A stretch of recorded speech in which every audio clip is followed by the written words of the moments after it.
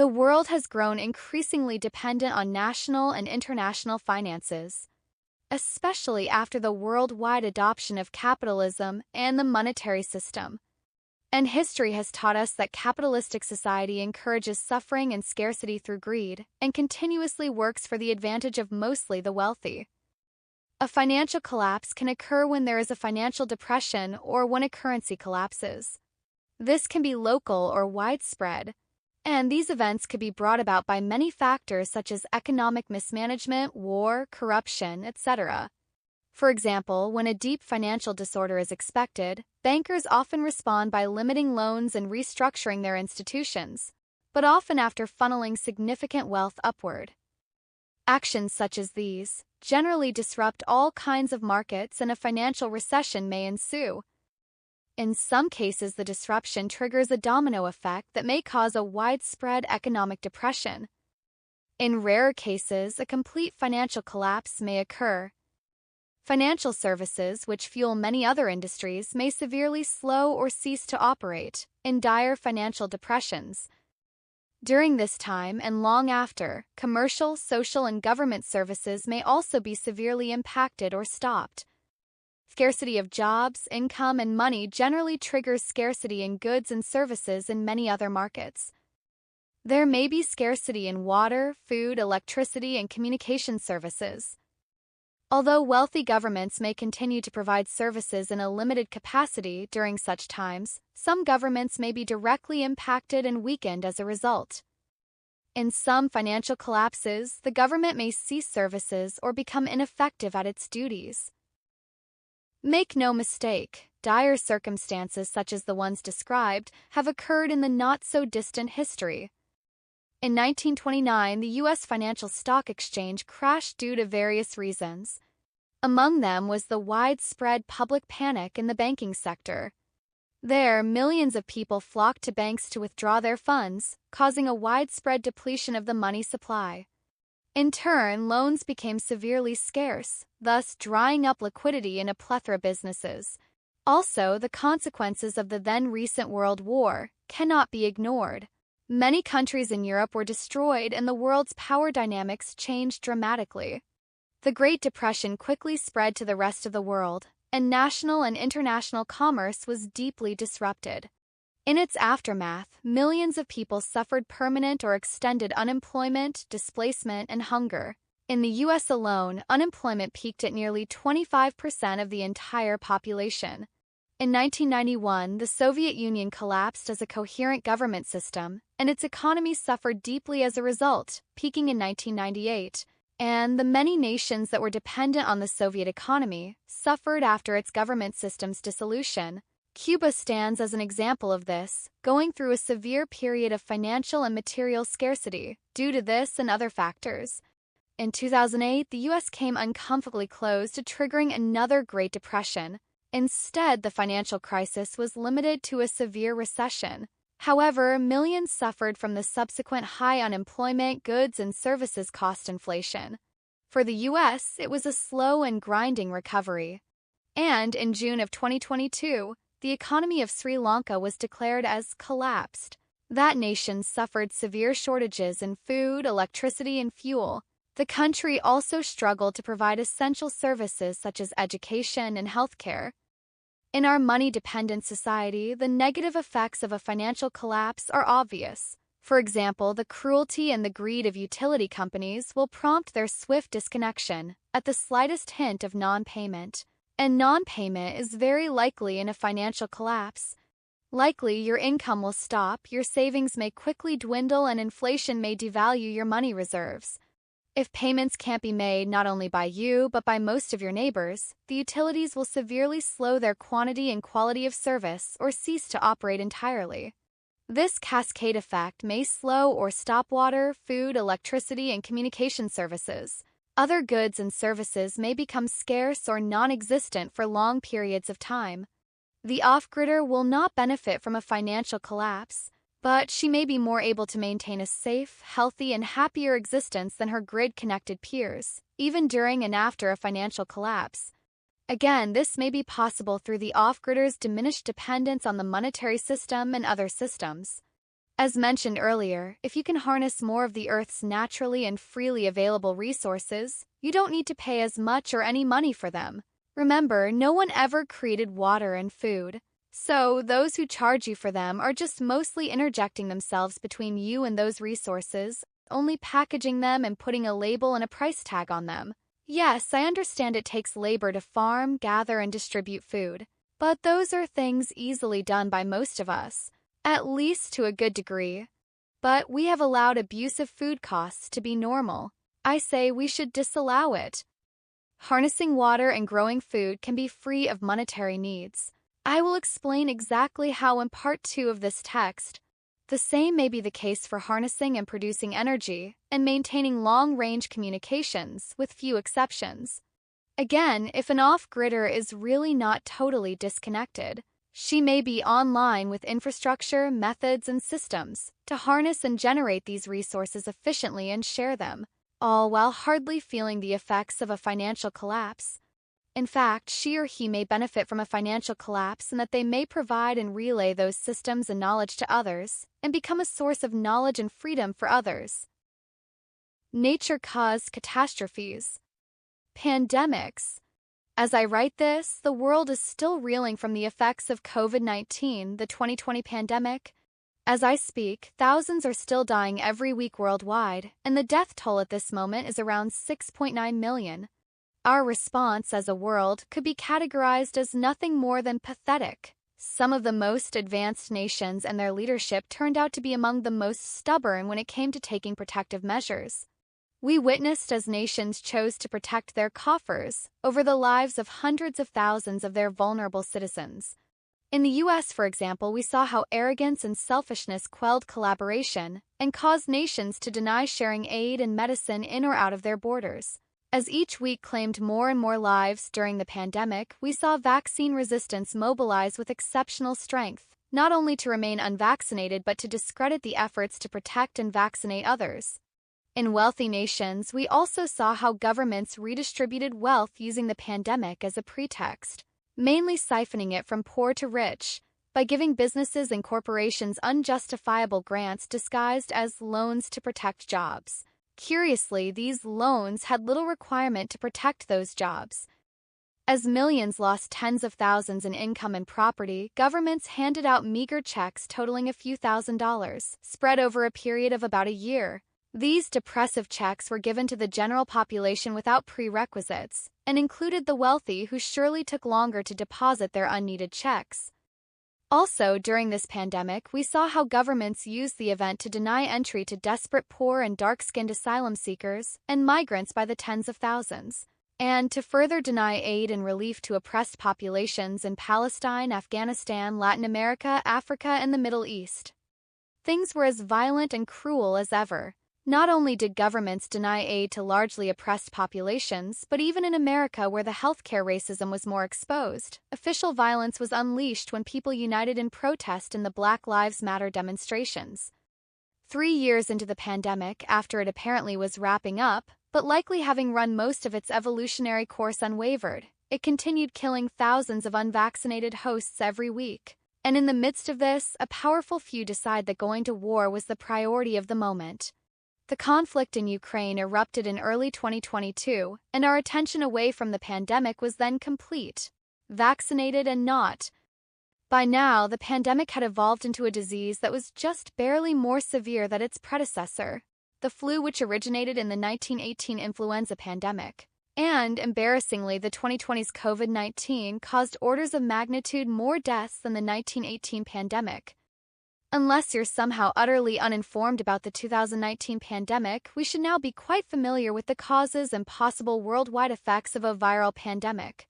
We know, as it did, that it can bring disruptions in human migration, water and food availability, social life, and commerce. It may affect necessary supplies of medicine and many other health-related needs. For example, in the spring of 2022, there was a severe shortage of the breast milk alternative, baby formula. In a society where limits are mostly determined by how early you arrive at the store and how much money you have in your purse at the time of purchase, supplies quickly vanished, and many babies and their families struggled to secure the few left and dwindling supplies. all due to the early buyers hoarding vast amounts. Also, rushes on toilet paper and water affected those supplies too, in many areas during the pandemic.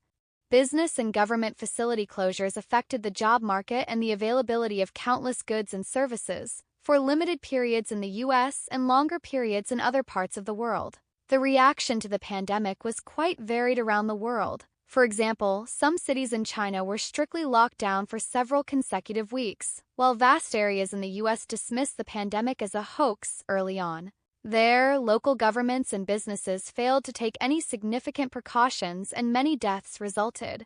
Apart from the death and health crisis suffered by many individuals during a pandemic, it threatens the economic and material standing of millions. In such events, your income may slow down or stop for indefinite periods, and your savings, if you have any, may quickly dwindle. During that time, many struggled to pay for basic things such as food, rent, and healthcare. Food aid lines were at record-breaking lengths all over the world, and many employers either laid off workers or took little to no precautions to protect their workers from the disease. So many quit. This careless and arrogant corporate attitude toward their employees triggered one of the largest employment resignations and refusal to return to work in American history. Clearly, a worldwide pandemic is a catastrophe, and they are unpredictable as to the course it may take in its severity and the response of the people in charge. For this, living off the grid may bring many advantages. In the early stages of a pandemic, where panic and chaos may break out and threaten safety and many other necessities, an off-gridder may be able to quickly isolate from others. This is the most effective defense in a pandemic. This isolation, however its extent, aids in the prevention of infection and may enable you and others to remain in relative safety and peace during possible panics. So, in a pandemic, the tables turn for off-gridders, as isolation is necessary. Additionally, the off-grid lifestyle helps you avoid all sorts of other unnecessary problems during a pandemic, like how to get basic needs. As in other catastrophes, the ability to harness and store water, grow and store food, and generate energy locally give the off-gridder clear advantages.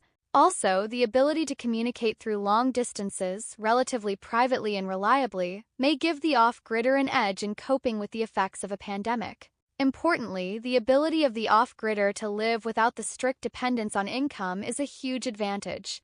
Given the off-gridder has secured low-cost or free shelter, she or he may live in isolation without the need to earn money for indefinite periods. Even if the off-gridder pays for her shelter, she may be able to hold out much longer than others who use money much more. And some monetary savings, even if little, may go a long way for the off-gridder. Recall, less bills, less need to work for money to pay for those bills, right? More valuable than the technology and the property is the off-gridder's ability to make consistent, smart, and logical decisions.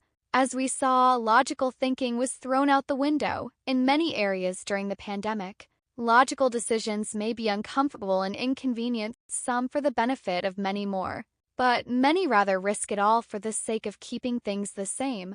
For example, wearing masks in public, supporting, considering, and taking relatively safe and effective vaccines, avoiding gatherings and crowds, avoiding panic purchasing, etc. As reasonable as these things are, they were the focus of rabid resistance for millions around the world, especially in the US. Hopefully, the off-gridder values empirical, statistical, and scientific evidence, enough to remain objective during a pandemic. Thankfully, world pandemics are rare, but when the next one will occur, naturally, accidentally, or deliberately, is utterly unpredictable. But I wholeheartedly believe that living off the grid is a powerful lifestyle for preparedness, to cope, survive, and emerge from, and to help others during the next possible pandemic. Mega volcanic event. The largest mass extinction event is thought to have been triggered by massive volcanism about 255 million years ago, and megavolcanism is theorized to have contributed to the extinction of the dinosaurs about 65 million years ago. A megavolcanic event is not the single volcanic eruption, occurring once every few years or decades. It is entire planet affecting, caused by a cascade of massive volcanic eruptions spanning hundreds of years. If humans lived through such an event, there would be several generations that experienced only these volcanic conditions. A supervolcano eruption may also qualify as a megavolcanic event. A supervolcano will have an eruption with a volcanic explosivity index of 8 or larger, and the volume of deposits, ejecta bulk volume, would be greater than 1,000 cubic kilometers. This means unthinkable destruction to large portions of a region, with likely planetary-wide impact. I'm talking about entire nations or even continents that may be effectively sterilized from entire species, in other words, entire ecosystem collapse. There have been supervolcano eruptions in the relative recent history, and it is likely one will occur sometime in present times, such as the Taupo supervolcano, modern North New Zealand, Toba caldera, modern North Sumatra. Like these, some were particularly large megavolcanoes, with the Toba caldera eruption and Tetagush group, in what would become modern Canada, 466 million years ago. This event tops the list, with an ejecta bulk volume of around 5,000 cubic kilometers. A looming possibility of comparable magnitude exists throughout the world, including areas in or near Yellowstone National Park, in the U.S. Megastorm. Storms may be classified as storm of the century, 500-year storm, or 1,000-year storm. These are storm cells that can bring unimaginable deluges and floods that may affect entire continents. Such storms have occurred many times in history, and may be the reason why there are several accounts of world-spanning floods in ancient texts.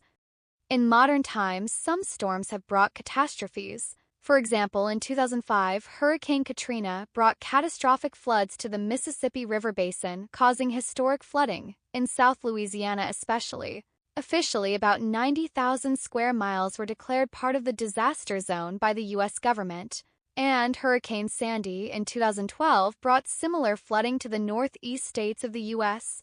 And in 2020, unbelievable flooding occurred in 6 nations in South Asia: Afghanistan, Bangladesh, India, Nepal, Pakistan, and Sri Lanka.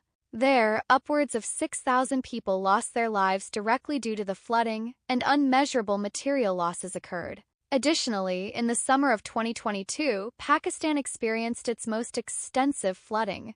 There, floods were among the deadliest, with over 1,700 deaths, and one of the costliest disasters in its history. Disturbingly, in the midst of the effects of global warming, flooding is expected to be among the most destructive aspects of megastorms. Living off the grid surely helps. Of course, if the off-gridder escapes the flooding itself. Even if all but life and health is lost, the off-gridder's knowledge and methods may still aid in the survival, coping, and emergence in the aftermath of a catastrophic flood. First, the off-gridder will know to locate shelter in high ground, ideally well before any catastrophe strikes. When this is not readily possible, the off-gridder should monitor the weather and evacuate early during warnings, or at first signs of the event. If evacuation has become unsafe prior to a possible flooding event, then emergency evacuations to high ground may be necessary. This means having a way to navigate in rough and deep water. If the off-gridder already resides in high ground during such an event, she or he should accept in as many refugees as possible. Not doing so on a temporary basis would be criminal. Again, the off-gridder's material and technological aids are likely to help not only the off-gridder but many others around her.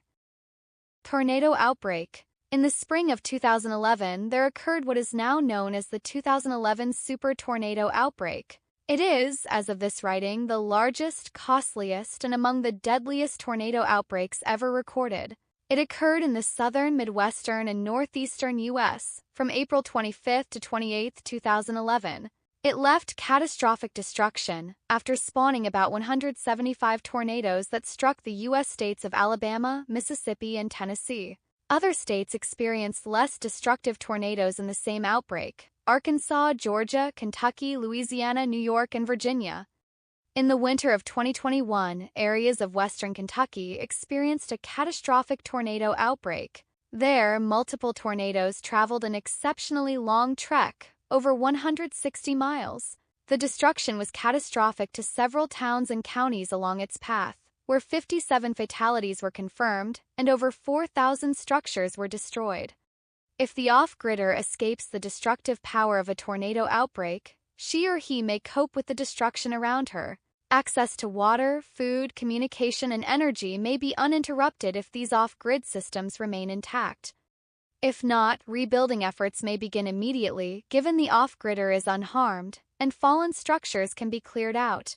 The ability to communicate despite destruction of telephone and cellular network infrastructure may be among the most advantageous abilities of the off-gridder after a tornado outbreak. She may be able to warn of impending tornadoes before or as the outbreak is occurring, and may take part in rescue and response efforts in the aftermath.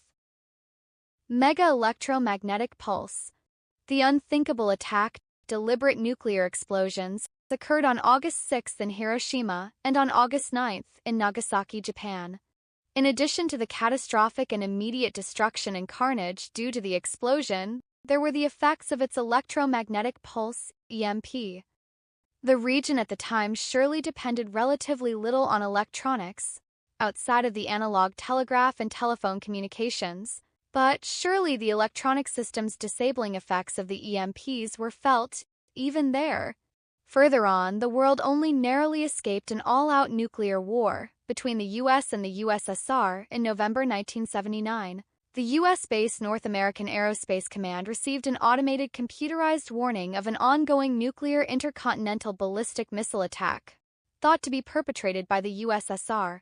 The dire warning was luckily discovered to be false computer inputs from an exercise software program, which in various ways was initially confused as a real-world occurrence by military personnel. At that time, the mistake could have easily been responded to with catastrophic results. A nuclear explosion, especially in the upper atmosphere, can have electronic destroying effects. Electric power, electronic equipment, and communication infrastructure may be disabled during a nuclear attack EMP. As I write this, we are at the highest risk of nuclear war since the Cold War years. A nuclear-armed state, Russia, is at war with its neighbor Ukraine, and the conflict could take a number of courses, including runaway international escalation. A nuclear attack, even in U.S. territory or airspace, is not impossible, and nuclear attacks in other parts of the world are more likely. In the horrific event of a nuclear attack, apocalyptic-level destruction is possible for large areas of the planet.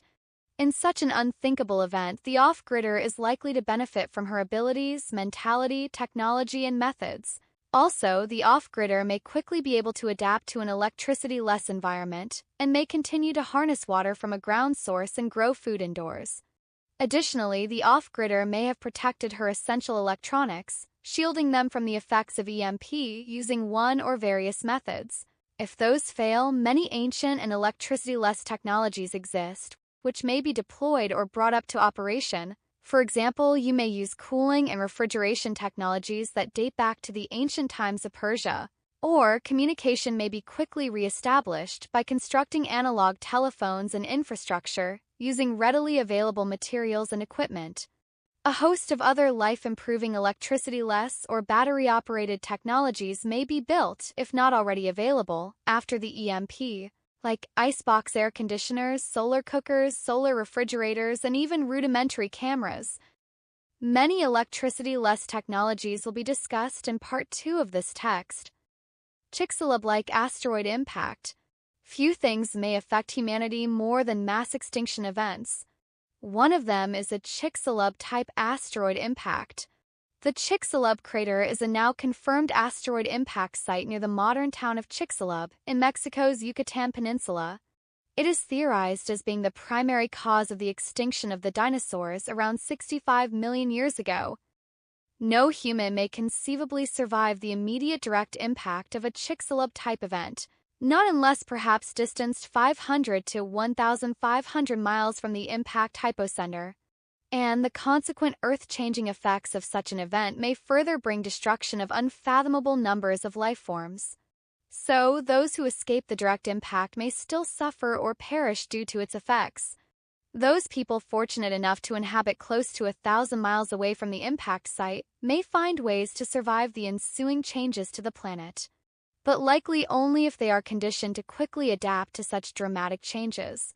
The planetary atmospheric and biospheric changes would ensure that only the toughest and most adaptable life forms survive, and I believe many members of humanity have what it takes to survive such an event.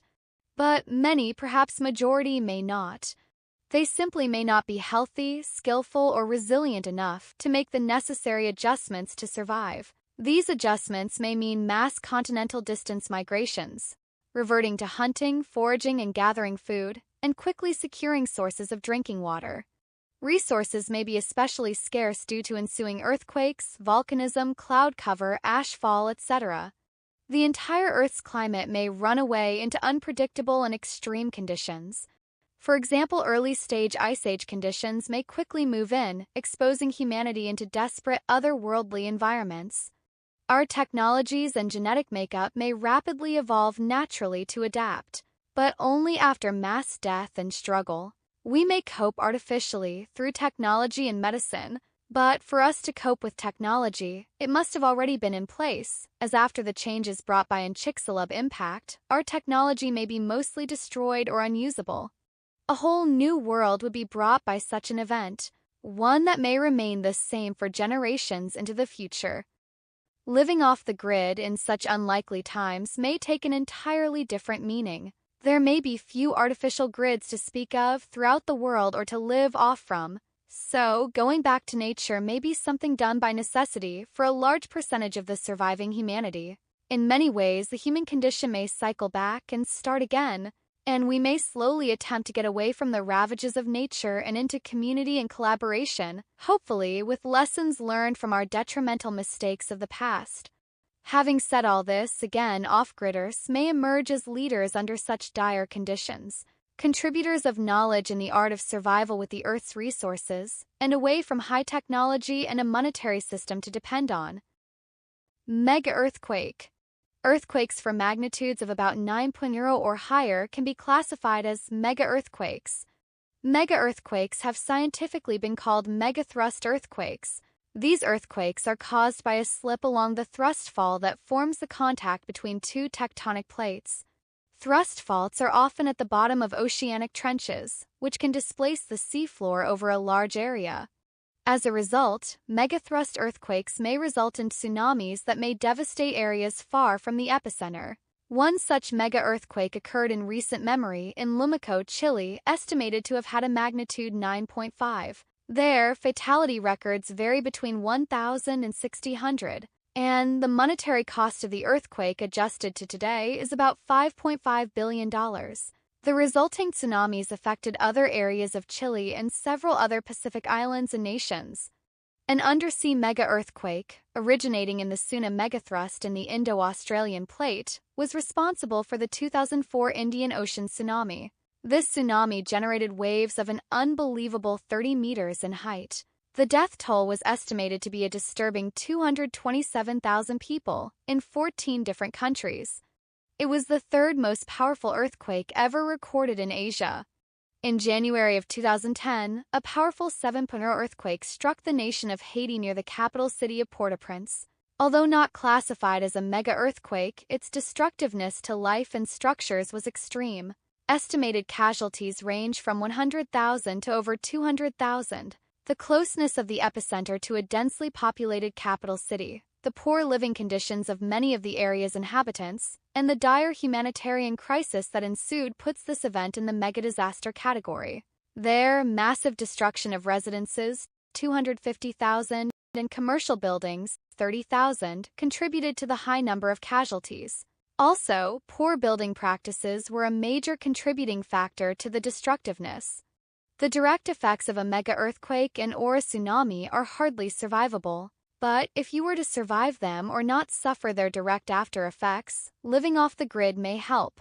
Utility sources of water may be contaminated or disabled, as treatment facilities may have been damaged. The off-gridder may remain connected to her or his off-grid source of water, thus feeling little change after the event. Makeshift rain collectors may be erected if rain is available, and stored water may be used for months to years if necessary and available. The off-gridder may use stocks of food and produce a sufficient percentage of her or his nutritional needs locally. If food production systems were destroyed, surviving plants and animals may be relocated, and systems may be quickly rebuilt by the experienced off-gridder. Electricity use may be postponed until other more critical systems are brought online, such as food, water, healthcare, and communications. Communications may be quickly re-established after surviving a mega-earthquake, by replacing, repairing, and/or redeploying associated equipment. Among other knowledge, the off-gridder is recommended to learn from past catastrophic events and may have experience with some past disasters. This knowledge and experience, combined with the willingness to assist, supply, and share resources, may enable off-gridders to help herself and others survive and emerge from a mega earthquake.